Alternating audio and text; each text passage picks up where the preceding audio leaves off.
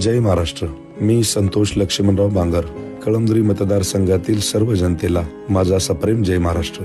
गेल्या 5 वर्षात मी 12 महिने 24 तास फक्त आणि फक्त आपल्या सर्वांच्या सेवेत घालवले आहेत. आमदार म्हणून काम करताना मी कधीच कोणाची जात पात धर्म बघितला नाही. मी माझ्या कुटुंबाला सुद्धा वेळ नाही देऊ शकलो, कारण तुम्हीच प्रत्येक वेळी माझे माय बाप भाऊ म्हणून जे जीव लावलात, त्यामुळे प्रत्येक जण मला माझ्या कुटुंबातील एक सदस्य वाटला.